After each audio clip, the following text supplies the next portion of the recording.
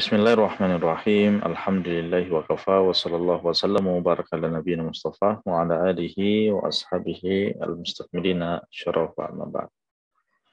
Ikhwan dan akhwat sekalian yang sama dimuliakan oleh Allah Azza wa Jalla, alhamdulillah pada sore hari ini kembali kita bermajelis dalam pembahasan tentang kitab Safinatun Najah, kitab yang ringkas dalam mazhab Syafi'i karya Syekh Al-Allamah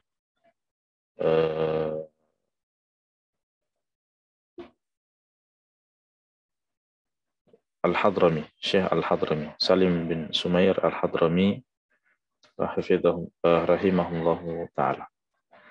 Dan pembahasan kita sudah masih dalam pembahasan rukun-rukun salat. Di mana pembahasan kita yang terakhir adalah apa? Pembahasan kita yang terakhir adalah rukun salat yang keempat. Ya. Dan sekarang kita masuk pada pembahasan rukun salat yang kelima. Rukun salat yang kelima, ikhwah dan akhwat sekalian, adalah ar-ruku', ya. Adalah ar-ruku'. Ar-ruku', sekira kita semua sudah tahu, ruku' di dalam salat. Hal ini sebagaimana firman Allah Subhanahu wa taala, ya ayyuhalladzina amanu ruk'u wasjudu. Wahai orang-orang beriman, rukuklah dan sujudlah kalian. Di sini adalah perintah. Begitu juga sebagaimana sabda Rasulullah sallallahu alaihi wasallam tentang kisah seorang yang salatnya tidak baik, kisah seorang yang salatnya tidak baik yang disuruh untuk mengulangi salatnya 3 kali. Nah, di dalam sabdanya itu Nabi Shallallahu Alaihi Wasallam menegur orang tersebut dan mengatakan, "Tsummarka hatta tatma'inna raki'a." Ruku'lah dengan baik sampai benar-benar tumakninah dalam keadaan ruku'. Ya, hadis yang diriwayatkan oleh Imam Bukhari dan Imam Muslim. Nah, belum lagi Rasulullah Shallallahu Alaihi Wasallam memang ruku' di dalam sholat. Ya. Apa kata beliau? Sallu kama ra'aitumuni usalli. Salatlah kalian sebagaimana kalian melihatku salat. Dan salat di antara sifat salat beliau adalah ruku' di dalam salat. Ya, sebagaimana dalam hadis Bukhari. Nah, dan perkara ruku' ini sepakat ulama, ya, ijma dalam hal ini tidak ada khilaf bahwasanya ruku' adalah bagian rukun daripada sholat. Nah, sekarang kita mau mengetahui apa definisi daripada rukun. Apa definisi daripada ruku' itu? Ya. Ruku' di situ adalah kalau secara bahasa dia adalah membungkukkan badan, ya. Secara umum, ya, membungkukkan badan secara umum sebagai bentuk ketundukan dan ketaatan kepada Allah Subhanahu wa taala. Itu yang dimaksud dengan apa? Dengan ruku' secara bahasa, secara umum, ya. Dia adalah membungkukkan badan sebagai bentuk ketaatan tunduk kepada Allah Subhanahu wa taala. Itu definisi ruku' dari segi bahasa. Adapun ruku' dari segi definisi syariat, ya. Syara adalah dia adalah al-inhina, ya, al-yanhaniya bi ghairi inkhinas. Dia adalah membungkukkan badan, ya, membungkukkan badan tapi bukan membusungkan badan. Beda, ya, antara membungkukkan dengan membusungkan badan. Membusungkan badan itu adalah, ya, dia dia kedepankan dadanya, membusungkan badan. Nah, sedangkan yang kita maksud di sini adalah membungkukkan badan, bukan membusungkan. membungkukkan badan, dan kadar bungkuknya itu adalah kira-kira tangannya itu, ya, maksudnya telapak tangan itu sudah bisa memegang lutut, sudah bisa memegang lutut. Kalau misalnya memang dia mau memegang lututnya, dan ini adalah minimal daripada ruku. Ya. Saya gambarkan kira-kira seperti ini ya. Dana bawah Kak juga. Saya coba gambarkan.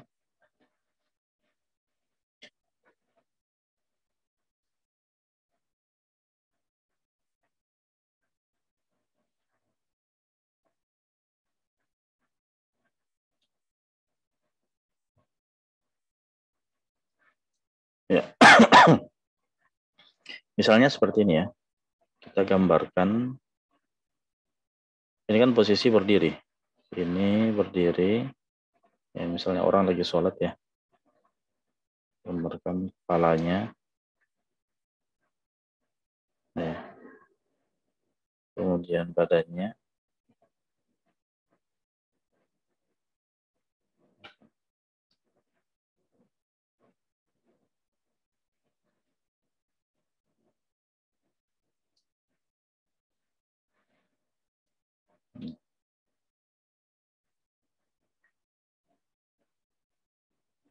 Ini kakinya misalnya. Ya, kakinya seperti. Ya, tangannya di sini misalnya tangannya. Ya. Anggaplah kiblat ke sini, kiblat ke sini. Kiblat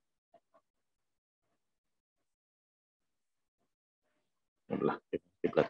Ya.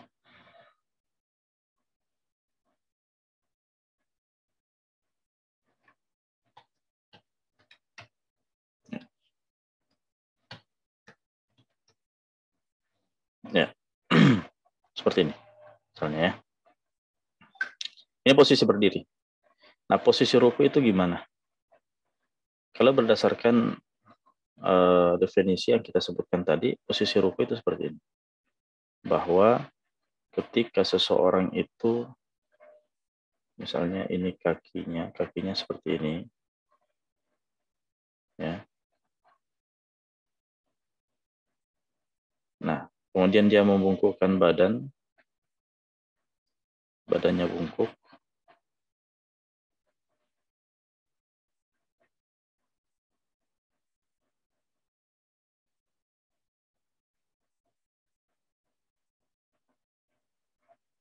Nah, ini dia membungkuk badan sekarang ya.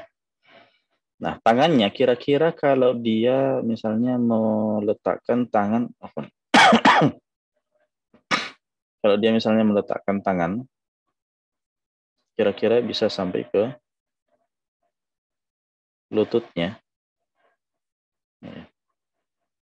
Nggak pengen tangan ya. Nah, kalau seseorang itu, ini kayaknya kepanjangan tangannya ini.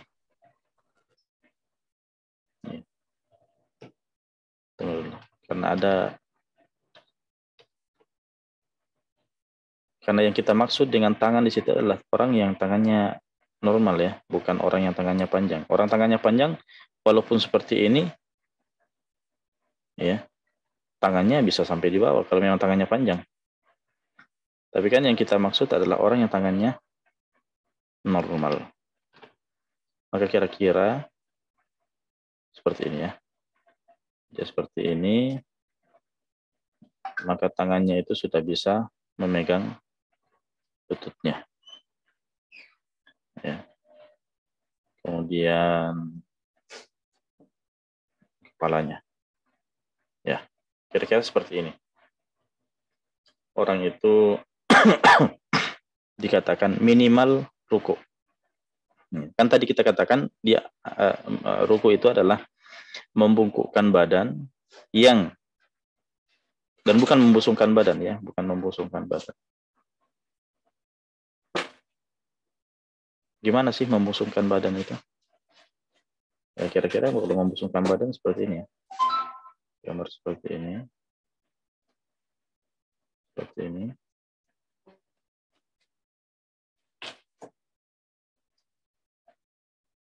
Ya. Kira-kira seperti ini.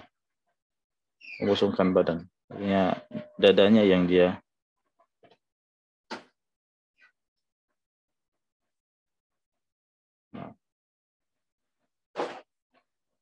Nah, kira-kira seperti itu membusungkan badan.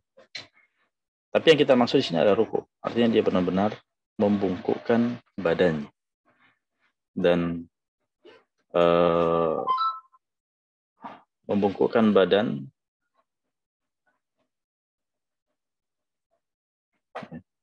yang kira-kira tangannya itu sudah bisa memegang lutut. Ya, posisi lututnya di sini. Nah, kalau tangannya itu sudah bisa memegang lututnya, kalau tangan sudah bisa memegang lutut, maka itulah namanya ruku. Itulah namanya ruku. Walaupun, ya, tadi kita katakan walaupun dia tidak memegang lututnya. Kenapa? Misalnya kita hapus kembali ya. Hapus. Nah, misalnya ini. Dengan kemiringan seperti ini, di mana tangannya sudah bisa menyentuh lutut, maka ini sudah dianggap rukunya sah.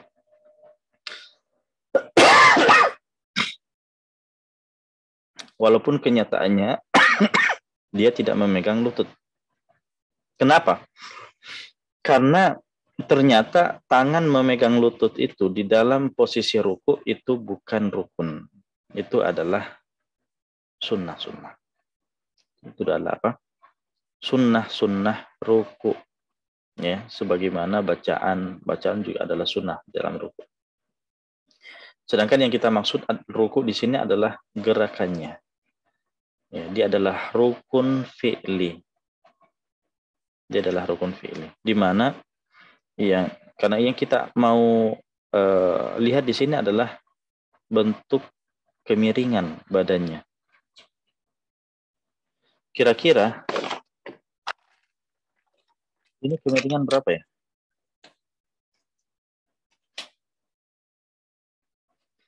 Kan nih kalau 45 derajat.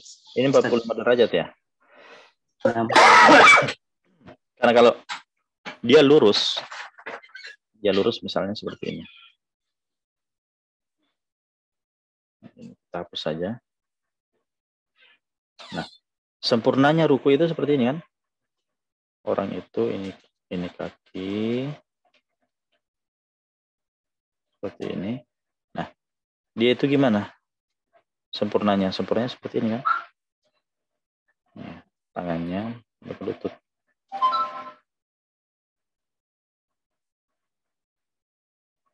Nah, sempurnanya seperti ini. Tapi yang kita membahas di sini adalah minimal ruku. Yang kira-kira ketika dikerjakan itu sudah dianggap sah. Sudah dianggap sah. Maka kita katakan yang ini sudah dikatakan minimal. Walaupun misalnya dia punya tangan, dia tidak letakkan di lutut. Misalnya dia punya tangan, dia ya di sini tangannya. Misalnya tangannya cuma di sini. Ya. Dia tidak sampai memegang lutut. Ya. Tapi kalau dia misalnya mau memegang lututnya, ya, dia misalnya mau memegang lututnya, tangannya itu ya sudah bisa sampai. Maka itulah yang kita katakan sebagai apa? Sebagai minimal ruku yang sholatnya sudah sah. Sholatnya sudah sah. Ya, kalau sempurnanya berbicara tentang sempurnanya ruku, ya kita katakan sempurnanya ruku ini adalah ini. Dari segi gerakan ya, dari segi gerakan. Belum lagi ditambah misalnya pandangan tempat sujud, kemudian tangan memegang lutut, kemudian disertai dengan bacaan ketika ruku. Nah, itu sunnah-sunnah yang sempurna. Kalau kita mengatakan, kalau kita mau melihat apa minimal ruku, bagaimana minimal ruku, ya minimal ruku ini. Ya, minimal ruku. Nah, Paham ya kalian? Di sini? Nah, Ustaz. Nah, barakallahu fiik. Ya, kita kembali. Ini keluar kemana?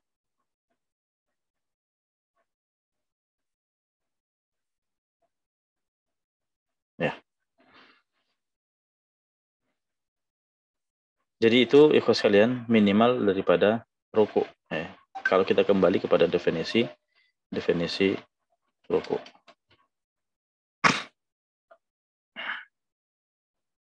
Nah, adapun tadi kalau kita katakan kalau dia adalah membungkukkan badan ya.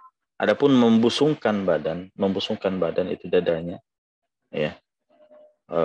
Artinya pinggulnya dia bawa ke belakang, kemudian badannya dia dadanya dia busungkan. Ya. Kalau dia rukuknya model seperti itu, maka tidak sah. Rukuknya tidak sah.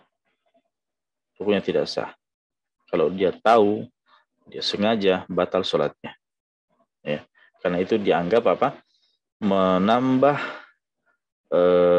gerakan di dalam sholat dan bukan bagian darinya. Ya. Tapi kalau misalnya ada orang yang melakukan hal seperti itu, dia tidak tahu, ya, dia tidak tahu atau dia lupa, maka tidak batal. Tapi yang wajib baginya adalah ketika dia melangkah ke rukun selanjutnya, ya, ruku tadi itu tetap dia harus ganti. Ya, artinya kalau dia misalnya sudah bangkit dari ruku, dia sudah bangkit dari ruku, dia berdiri ya.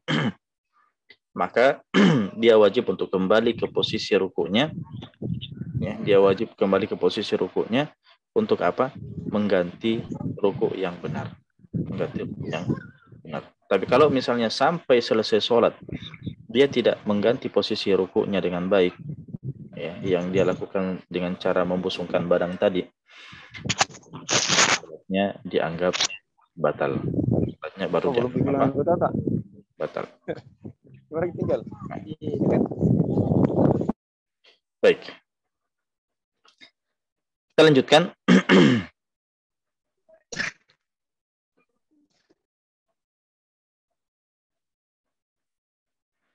Ya, harap dijaga mic-nya ya, supaya tidak terbuka. Supaya tidak menyebutkan saya untuk mematikan mic-nya lagi.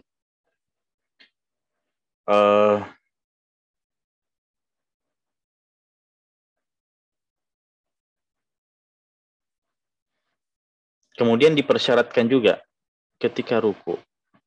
Ini diantara syarat-syarat ruku sebetulnya. Hal yang dipersyaratkan ketika ruku harus perhatikan juga adalah ketika dia dalam keadaan berdiri, kan sebelumnya berdiri ya. Sebelumnya berdiri, kemudian dia turun untuk ruku.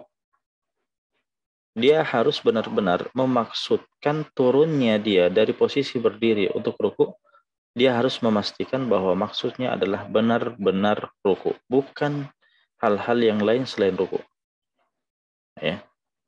Jadi jangan sampai seseorang itu berdiri, bersedekap, setelah Al-Fatihah, setelah membaca surah, kemudian dia turun ke bawah dengan tujuan yang lain, bukan dengan tujuan ruku. Ya. Maka ini juga bisa membatalkan ruku itu. Ya.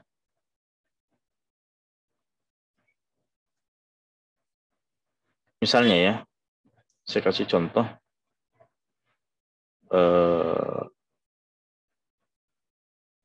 Misalnya, contohnya gini, yang sering terjadi adalah ada imam yang tadinya dalam posisi berdiri. Setelah bacaannya selesai, mungkin imam tersebut berhenti pada surah As-Sajdah. Surah As-Sajdah. Dan dipahami oleh makmum bahwasanya si imam ini mau apa? Mau sujud. Si imamnya mau sujud. Akhirnya si makmum tadi yang memahami imamnya mau sujud, akhirnya dia turun dengan niat apa? Dengan niat sujud. Tapi ternyata si imam tidak sujud. Dia apa? Dia ruku. Ya. Dia apa? Dia ruku.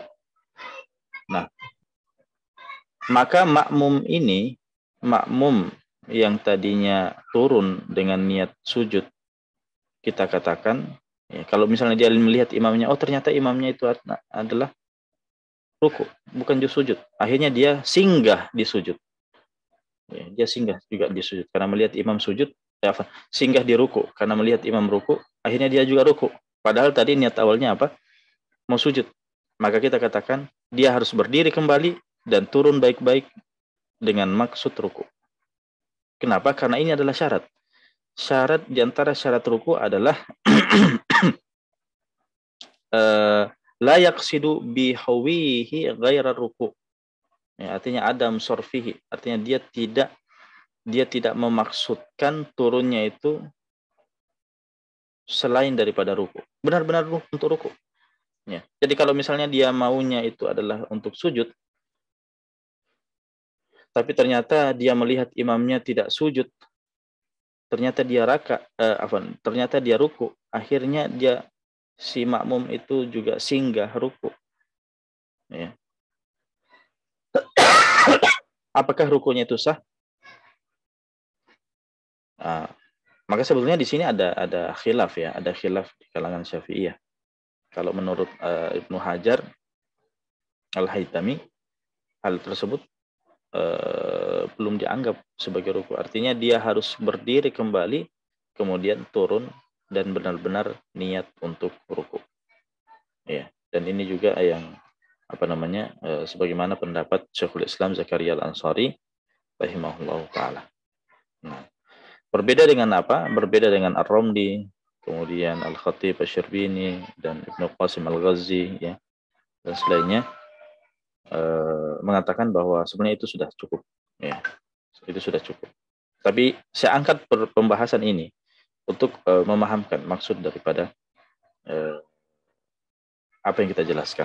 Sebenarnya di sini ada khilaf ya, ada khilaf di sini. Tapi kalau kita mau keluar daripada ranah khilaf ini ya, kita kembali ke posisi berdiri dan baik-baik ruku. Ya. Turun dan dengan maksud benar untuk ruku. Ya. Atau saya kasih contoh yang lain. Misalnya ada makmum yang sudah ngantuk ya. Dia belum tidur, sudah ngantuk. Pas misalnya imamnya ruku ya, dia itu turun bukan karena mau ruku, karena apa? Karena sudah sangat kantuk. Dia saking kantuknya akhirnya apa? Akhirnya jatuh ya, jatuh ke bawah ya.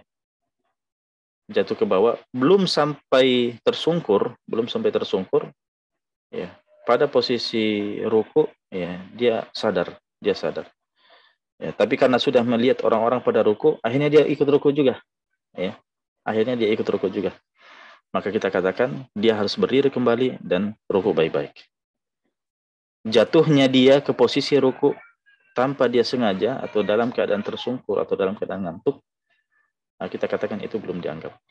Kenapa? Karena tadi kita katakan di antara syarat daripada ruku adalah dia benar-benar turun untuk memaksudkan untuk ruku. Nah, baik, ini syarat yang penting ya ketika ruku. Kemudian adapun sempurnanya ruku, tadi kita sudah jelaskan bahwa sempurnanya ruku adalah ketika punggung ini benar-benar lurus ya. Tadi kita gambarkan dia 90 derajat. Ya, bukan juga terlalu turun ya. Kalau terlalu turun lagi itu sudah makruh juga namanya. Nah, kemudian menegakkan punuk ya. Dan memandang tempat sujud dan punggungnya itu rata ya, punggungnya itu rata. Kemudian meletakkan tangan di lutut, dan tangan yang diletakkan di lutut itu direnggangkan ya, tangannya itu direnggangkan, tidak dirapatkan sebenarnya, tangannya direnggangkan. Hal ini sebagaimana diriwayatkan oleh Imam Muslim dari Aisyah radhiyallahu taala anha, bahwasanya Nabi sallallahu alaihi wasallam bersabda, kana idza raqa ya, bahwasanya Nabi SAW ya melakukan karena idza raka'a, Nabi SAW ketika ruku, nah lam yushakhis ra'sahu wa lam yusawwibhu walakin baina dzalika. Artinya dia tidak mendongak, dia tidak menunduk juga, artinya lurus ya, kepalanya itu lurus. Dan sebagaimana diriwayatkan oleh Imam Bukhari dari Abu Humaid As-Sa'idi, bahwasanya beliau melihat Nabi SAW raka'a famakkana yadaihi min rukbataihi. Nabi SAW ruku dan benar-benar meletakkan tangannya itu di lututnya. Kemudian tangannya itu dia apa? Dia renggangkan ketika dia letakkan di lututnya, ya, berdasarkan hadis Wa'il ibn Hujur. Hadis Wa'il bin Hujur, Nabi SAW idza raka'a farraja asabi'ahu wa idza sajada dhammaha. Ketika Nabi SAW ruku, beliau itu merenggangkan jari-jarinya, tapi ketika beliau sujud, beliau merapatkan. Ya. Jadi bedakan tangan ini ketika dia ruku, dia direnggangkan, tapi ketika dia sujud, dia dirapatkan. Ya, sebagaimana dalam hadis riwayat Al-Baihaqi dan Ibnu Hibban. Apa hikmahnya? Karena ketika kita membuka tangan, ya, artinya merenggangkan tangan, jari-jari maksudnya, kan ini posisi ruku kita ada beban ya, beban menahan badan itu. Nah itu dengan cara merenggangkan itu lebih kuat, posisinya lebih kuat. Nah.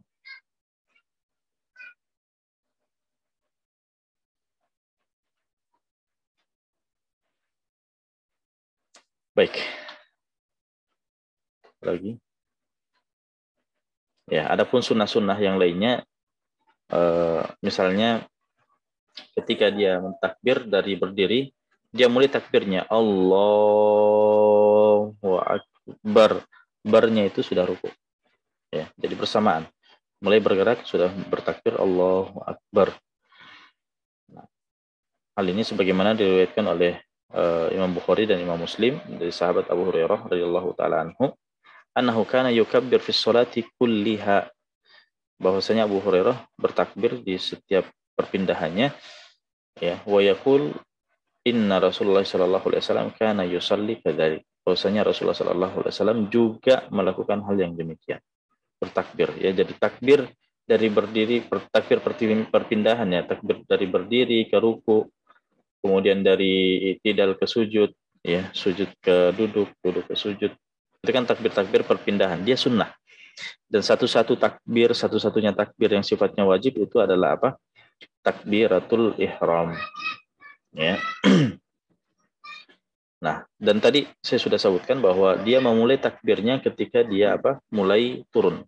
Dia mulai turun dan dia memanjangkan takbirnya itu sampai dia pada posisi ruku. Ya. Begitu juga takbir-takbir perpindahan yang lainnya itu beserta dengan gerakan. Bukan gerakan dulu, bukan takbir dulu, tapi bersamaan. Itu dalam mazhab Syafi'i.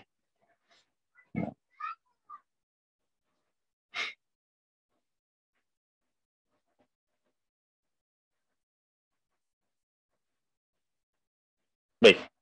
Dan hal yang seperti ini diamalkan juga oleh para sahabat. Di antaranya adalah Ibnu Umar radhiyallahu taala.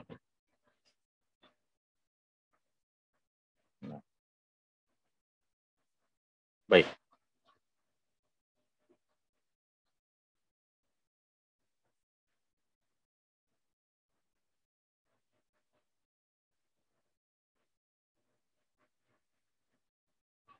Saya kira cukup pembahasan tentang ruku ini. Yang berikutnya,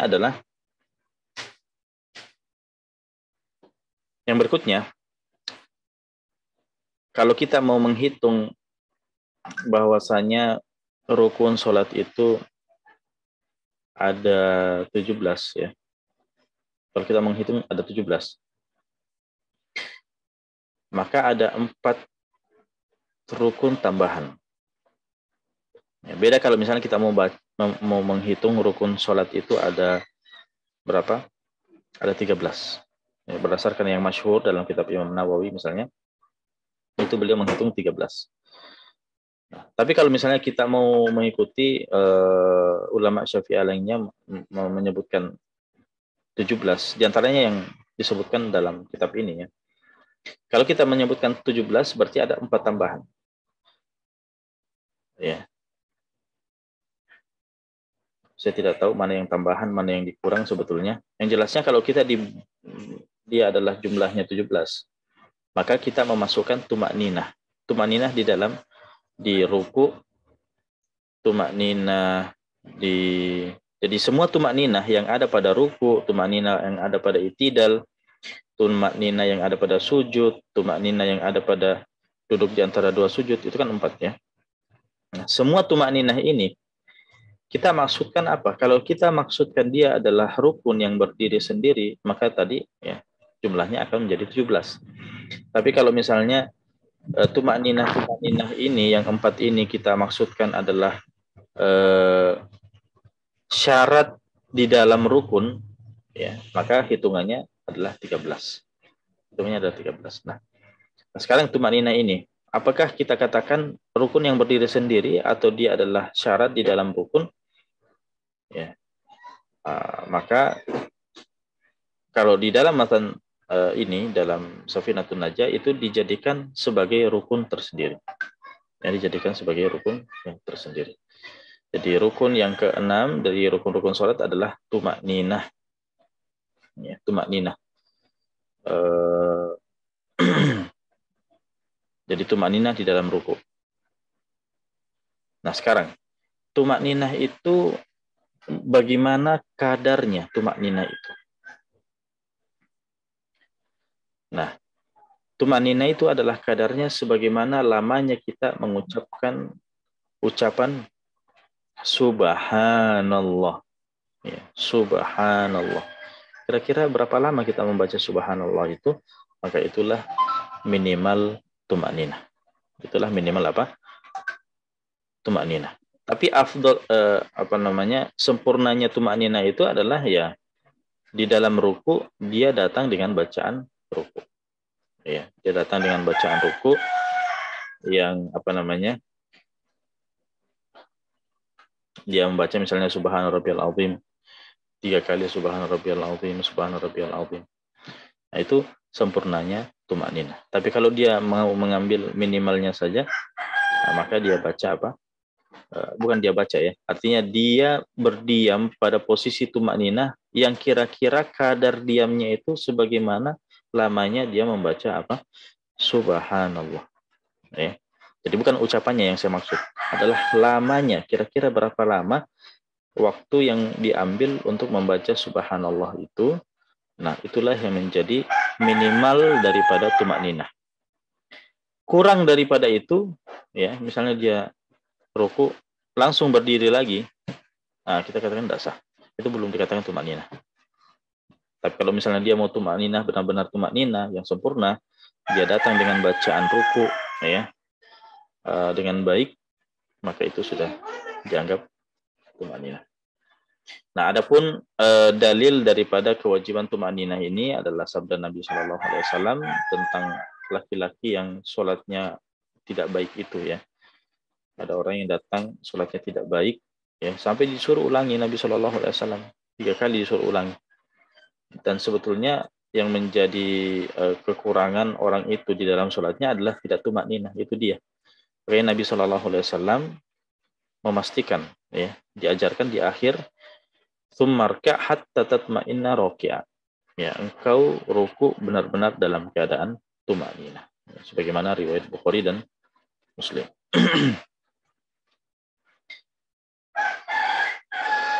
Nah,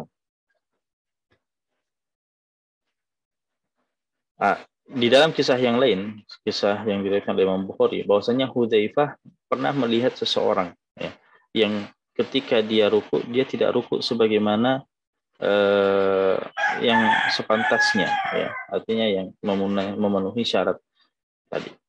Nah, apa kata Hudzaifah kepada orang tersebut? Mungkin orang tersebut ruku dan langsung naik tidak tumanina ya.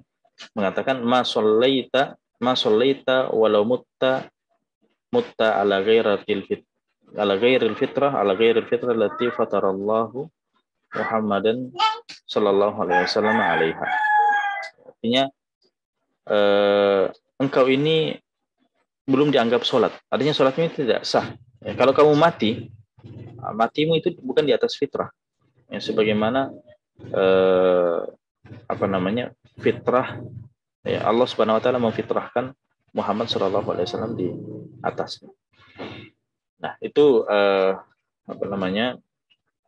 rukun yang ke-6 yaitu tumakninah. Ya.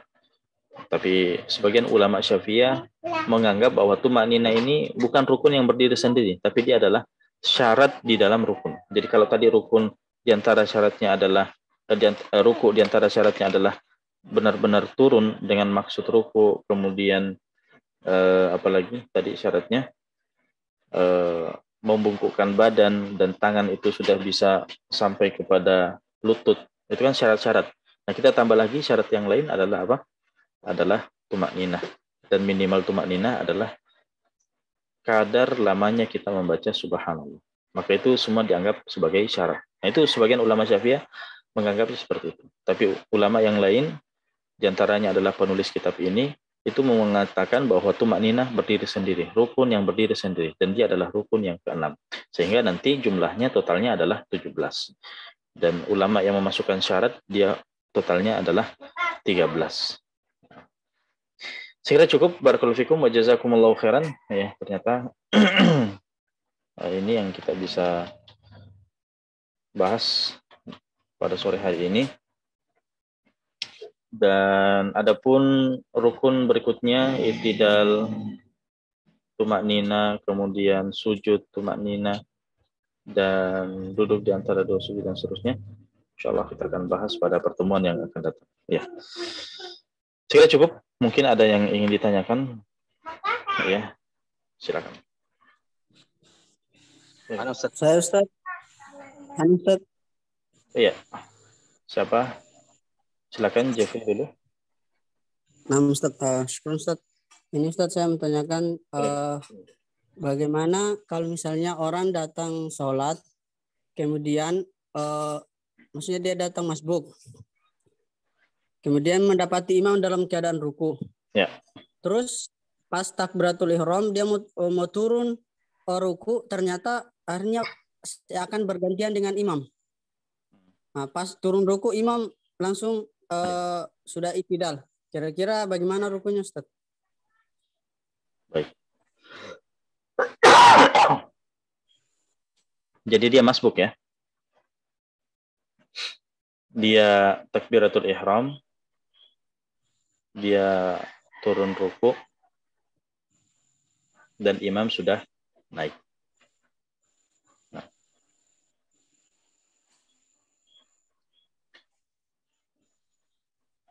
Nah. Jadi gini, tadi kita sudah jelaskan ya, bahwasanya ruku itu kan punya syarat-syarat. Atau kita berdasarkan standar penulis saja. Standar penulis daripada Safinatun Najah yaitu Syekh Salim bin Sumair Al-Hadrami. Kan beliau tadi menjadikan tumakninah itu sebagai apa? Rukun yang berdiri sendiri. Rukun yang berdiri sendiri. Nah, maka seseorang yang mendapati imam dan imam itu sudah naik, artinya tidak mendapati imam itu dalam keadaan tumakninah dalam rukunya. Tumakninah dalam rukunya. Maka kita katakan dia dianggap tidak mendapatkan imam dalam keadaan ruku. Ya, jadi yang merupakan batasan dikatakan mendapatkan imam di dalam ruku itu adalah mendapatkan tumakninahnya imam. Ya, mendapatkan tumakninahnya imam. Ya, artinya kalau dia mendapati imam itu pas naik, ya, maka kita katakan ini tidak dianggap mendapati imam. Yang dianggap mendapati imam itu adalah ketika mendapati tumakninahnya imam. Ya. Sekali seperti itu. Barakallahu fiik. Afwan Ustaz, Ya. ada lanjutan Ustaz. Terus kalau misalnya kasusnya dia bukan masbuk, namun ternyata hanya mungkin karena kelamaan atau baca Al-Fatihahnya atau bagaimana, kemudian pas mau turun ruku ternyata tidak mendapati tumakninah imam. Nah, kalau dia dari awal bersama dengan imam itu tidak masalah. Tidak masalah.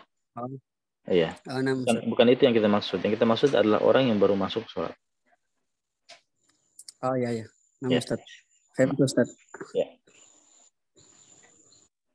Nah, Silakan. Ustaz masih bertanya Ustaz. Ya, silakan Ustaz Subhan. Betul. Baik. Tadi dicontohkan yang tentang ruku yang imamnya sujud tilawah. Bagaimana kalau yang terbalik Ustaz? Kalau misalnya imamnya niatnya sujud tilawah, tapi karena makmumnya ini tidak tahu kalau sujud tilawah, dia ruku dulu. Dia niatnya mau ruku. Tapi dia lihat imam sujud, akhirnya dia sujud. Apakah bagaimana nih Ustaz? Apakah dia harus berdiri dulu kemudian dia sujud atau langsung sujud saja? Dia bisa langsung sujud.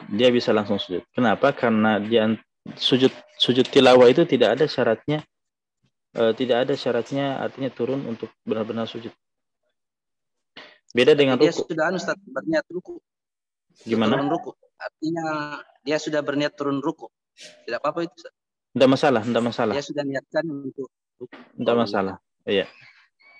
Karena sujud tilawah sendiri kan bukan rukun. Sehingga tidak membutuhkan niat khusus. Tidak membutuhkan syarat itu. Yang membutuhkan syarat itu adalah ketika rukun. Ya. Dia seharusnya turun untuk ruku, tapi dia niatkan sujud, ini tidak sah. Kenapa? Karena ruku adalah rukun yang diharuskan syarat itu ada di dalamnya. Beda kalau dibalik, ya. Kalau dibalik, misalnya dia turunnya dengan niat untuk ruku, ya, itu kan niat, itu kan merupakan rukun, ya, ruku itu. Dan dia sudah datangkan syaratnya, yaitu benar-benar niat untuk ruku. Tapi kenyataannya ternyata sujud. Maka kita katakan sujud sendiri, maksudnya sujud tilawah, ya. Sujud tilawah itu tidak mempersyaratkan syarat itu. Tidak mempersyaratkan syarat itu. Maka walaupun dia dalam keadaan ruku dan langsung sujud, itu tidak masalah. Jadi status anunya dia apa lagi? Artinya dia sudah masuk di rukun dia sudah berniat ruku. Ya. Apakah dia nanti sujud sendiri Ustaz atau bagaimana? Karena dia enggak. Oh, ya. Enggak masalah. Itu artinya intinya dia tidak sampai artinya dia tidak melakukan perbuatan yang sampai mempengaruhi sah tidaknya sholat. Oh ya, Ustaz. Ya. Baik. Di sini ada di room chat. Kalau imamnya kencang, maksudnya cepat cara baca Al-Fatihahnya. Bahkan kita cuma dapat setengahnya, sudah ruku. Apa tak perlu kita sempurnakan Al-Fatihah, langsung ikut saja ruku bersama dengan imam? Kencang tidaknya suatu imam itu kan gimana ya? Ada imam yang artinya dia cepat bacaan Al-Fatihahnya, tapi dia masih menjaga syarat-syarat dalam Al-Fatihah itu, yang nanti kita akan bahas secara khusus syarat-syarat Al-Fatihah. Ketika dia menjaga semua syarat-syarat itu, walaupun bacaannya dianggap cepat, itu tidak masalah, tetap sah, ya. Sehingga kalau kita ketinggalan, misalnya kita sempurnakan bacaan Al-Fatihah itu. Dan dan kita diberikan kesempatan untuk memberikan kesempatan untuk menyempurnakan Al-Fatihah itu. Walaupun misalnya kita sudah terlambat dari imam sampai terlambat satu rukun. Ya, misalnya gini, kita berdiri, imam sudah ruku. Ya. Kita belum selesai baca Al-Fatihah. Ya. Kita selesaikan saja. Imam itu sudah bangkit, kita juga belum selesai. Tidak apa-apa, kita selesaikan. Ya. Kemudian imam sudah sujud. Ya. Imam sudah sujud. Kita belum selesai menyelesaikan Al-Fatihahnya itu. Nah, sekarang dilihat berapa jarak antara posisi kita dengan posisi imam. Kalau jaraknya itu adalah sudah terhitung dua rukun, jaraknya sudah 2 rukun, maka bisa membatalkan sholat kita. Ya. Sebenarnya ini masalah perlu perincian yang panjang, dan nampaknya sekarang belum saatnya saya jelaskan. Ya, tapi karena ada pertanyaan ini, tidak apa-apa. Saya singkat saja bahwa ketika kita masih berdiri dan imam sudah lebih jauh posisinya, dia sudah ruku, dia sudah i'tidal, dia sudah sujud. Nah, sebetulnya yang bahaya itu adalah ketika kita dengan imam itu posisinya sudah 2 rukun. Ya. Nah, sekarang ketika imam itu sudah sujud, kita masih berdiri. Antara kita dengan imam berapa rukun sekarang? Ruku 1, i'tidal 2, ya, dan sujud 3. Nah, cuma perinciannya di sini adalah kan rukun sholat itu ada namanya ruknun tawilun, ada namanya ruknun qasirun, rukun panjang, rukun pendek. Rukun pendek itu misalnya ada 2 di dalam sholat, rukun pendek itu, dan rukun pendek itu tidak terhitung sebetulnya di sini. Antara jarak antara makmum dan imam yang kita katakan tadi 2 rukun, rukun pendek itu tidak terhitung. I'tidal tidak terhitung, duduk di antara 2 sujud itu tidak terhitung. Ya. Nah, maka jadi sujud, ya, itu terhitung ruku terhitung 1, kemudian sujud terhitung 2, bangkit dari sujud. Nah, ketika imam itu sujud kedua, ya, sujud kedua di dalam sholatnya, dan kita masih berdiri juga, ya, nah disitulah bisa membatalkan sholat kita. Tapi kalau misalnya jarak kita antara kita dengan imam itu belum sampai 2 rukun, ya, dan rukun pendek itu tidak terhitung, ya, i'tidal dan duduk di antara 2 sujud itu tidak terhitung. Nah, intinya seperti itu. Pokoknya selama kita belum mencapai jarak 2 rukun antara kita dengan imam, maka kita dituntut untuk menyempurnakan Al-Fatihah. Ketika memang Al-Fatihah itu, ya, itu adalah luput disebabkan karena kelalaian kita. Ya, misalnya kita sudah berdiri lama menghayal, ya, imam sudah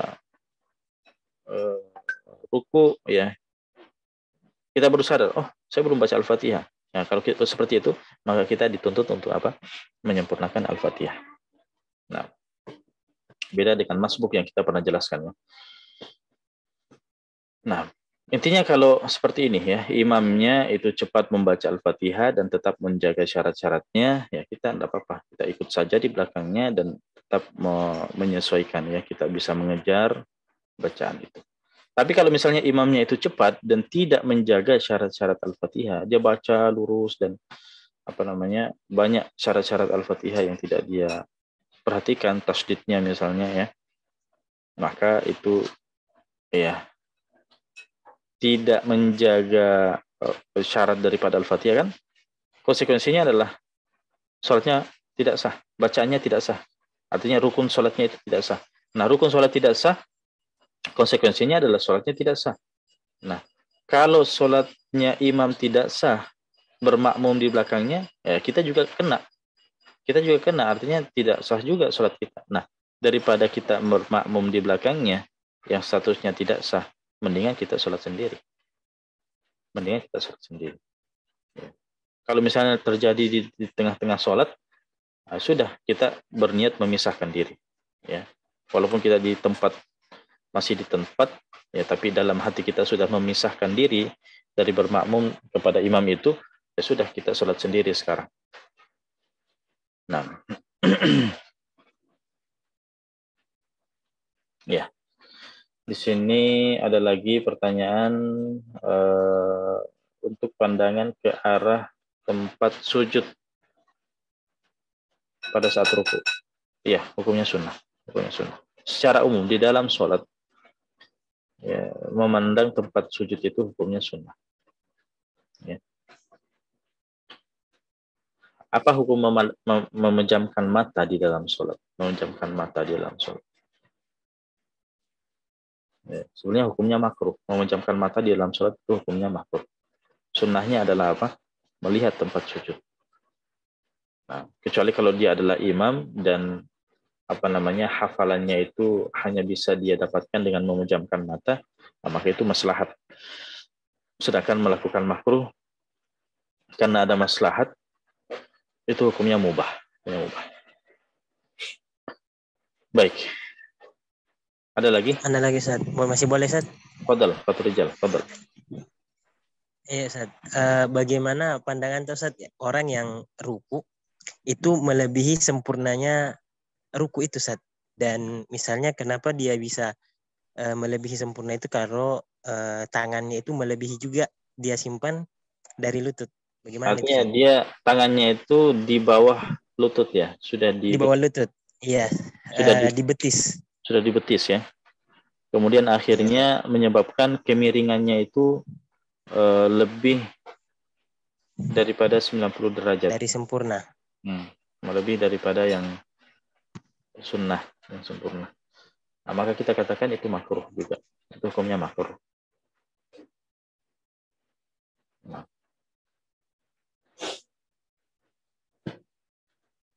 Ada yang lain? Artinya posisi itu lebih mendingan ya. Posisi itu lebih mendingan dibandingkan posisi yang sekedar membungkukkan badan dan tangannya belum bisa sampai ke lutut. Nah, itu belum sah dikatakan. Ya. Tapi kalau sudah melebihi, sudah melebihi itu makruh hukum. Nah. Tidak sampai membatalkan sholatnya, Ustaz? Tidak, dia makruh.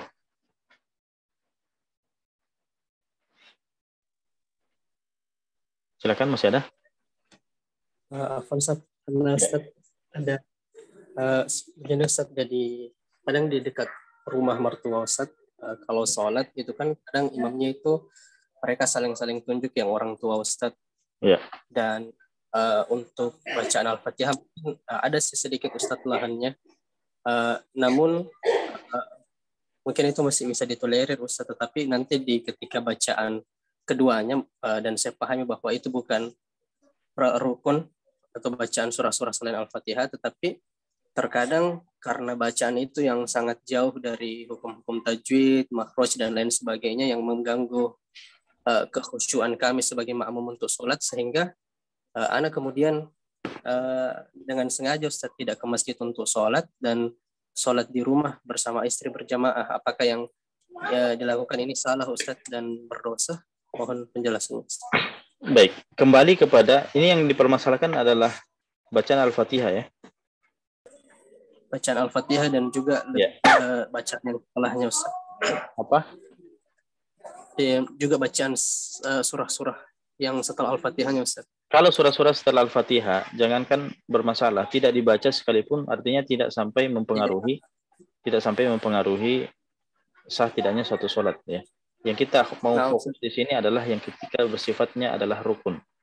Ya, tetapi bagaimana Ustaz jika yang tadi yang surah-surah pendek ini bukan rukun, tetapi ketika itu yang kemudian seperti agak mengganggu kekhusyuan kita sebagai makmum, itu yang saya maksud juga Ustaz, karena kami terkadang juga bagaimana ini begitu Ustaz.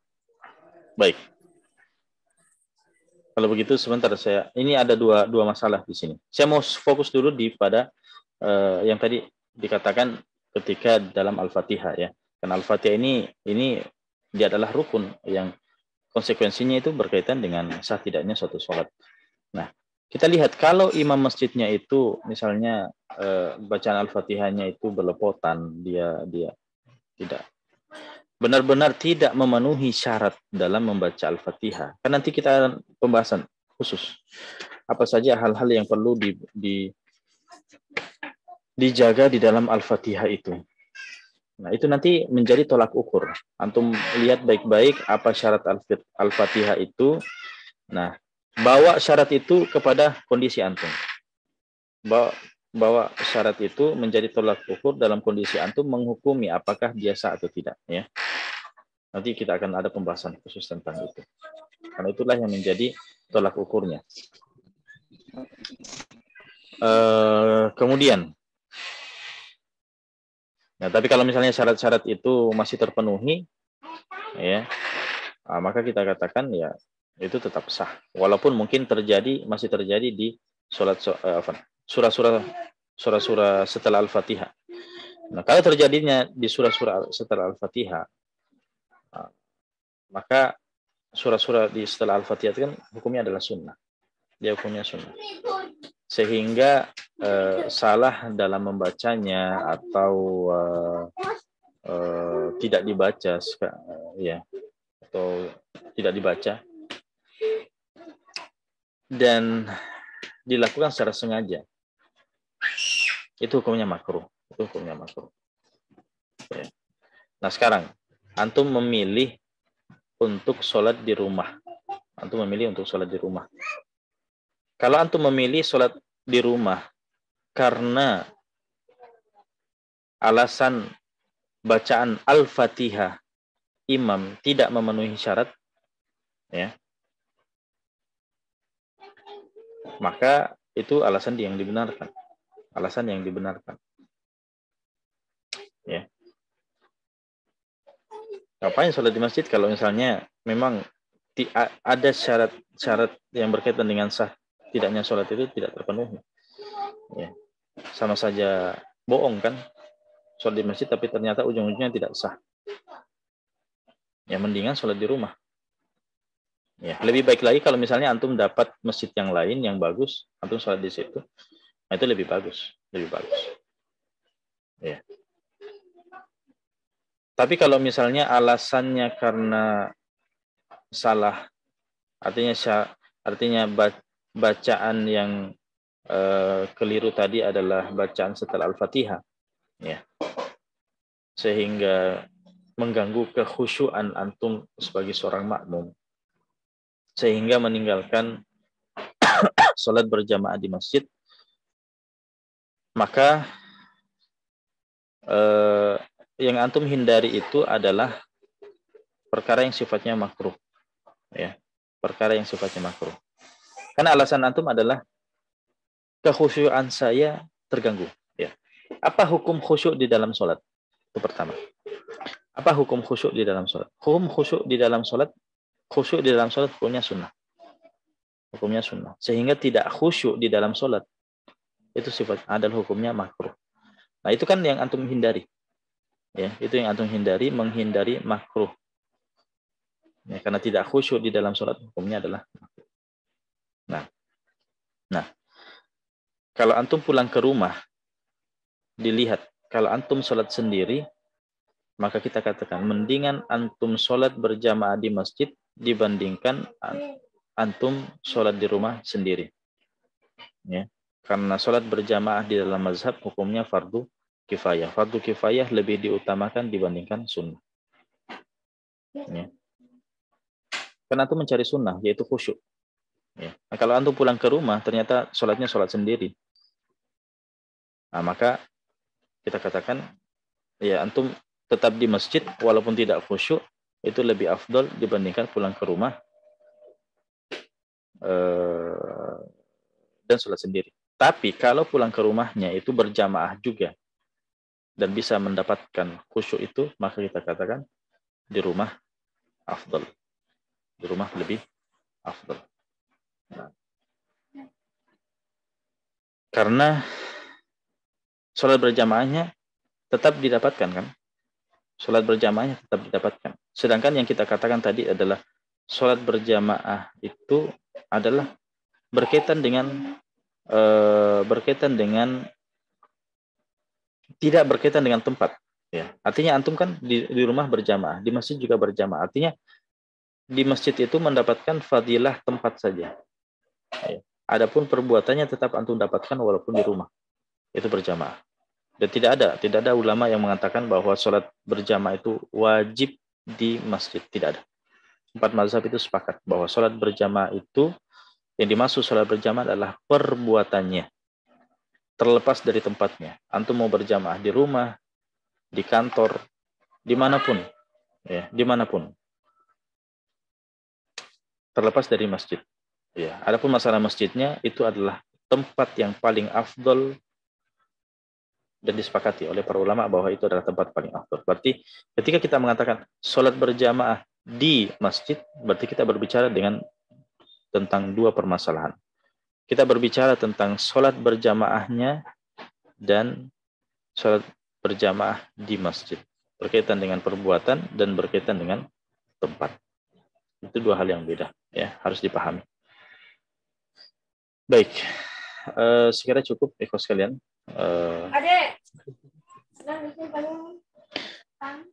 Sekiranya cukup dulu, karena sudah menjelang jam 6 ya. Insya Allah kita akan lanjutkan pada pertemuan yang akan datang, ya, untuk rukun-rukun sholat yang lainnya. Barakallahu fikum wa jazakumullahu khairan.